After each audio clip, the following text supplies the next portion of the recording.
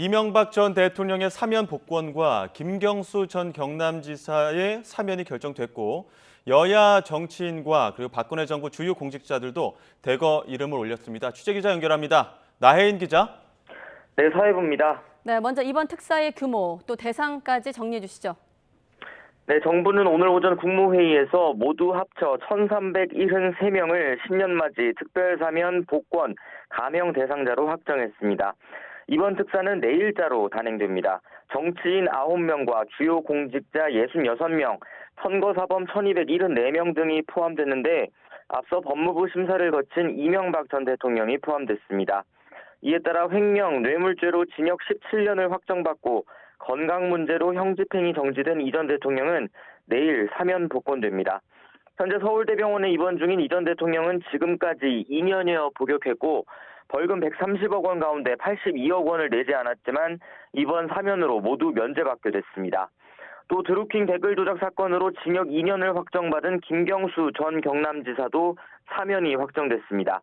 내년 5월까지 남은 형이 면제되지만 복권은 안 돼서 2028년 5월까지 선거에는 나갈 수 없습니다. 복권은 형 선고 효력으로 상실되거나 정지된 자격을 회복하는 조처입니다.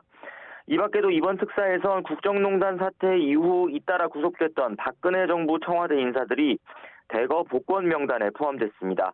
김기춘 전 대통령 비서실장과 우병우 전 민정수석, 조윤선 전 정무수석 등이 대표적이고 국정농단 사건 당시 이른바 청와대 문고리 3인방으로 불렸던 정호성, 안봉근, 이재만 전 비서관도 복권됩니다.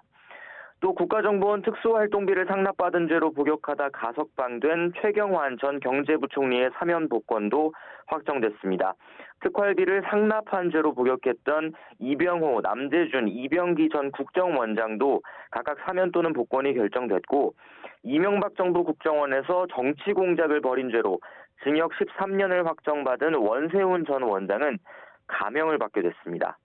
당시 청와대에서 군사기밀을 유출한 혐의로 유죄 판결이 확정된 김태효 현 국가안보실 1차장과 김성태, 전병헌 등 여야 정치인들도 이번 사면 명단에 포함됐습니다. 네, 정치인과 과거 정부 고위 공직자들이 대거 포함됐는데 정부가 밝힌 사면 배경은 뭡니까? 네, 정부는 일단 지난 광복절 사면에 포함하지 않았고 정치인과 공직자를 엄선해서 국가 발전에 이바지할 기회를 준다고 밝혔습니다.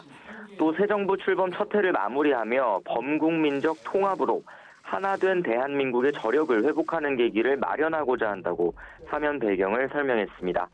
특히 국정농단 사태라는 국가적 불행을 극복하고 통합된 국가로 나아가고자 국정수행 과정에서 잘못된 관행 때문에 불법 행위에 이른 주요 공직자를 사면해 과거 경직된 공직 문화를 청산하고자 한다고 강조했습니다.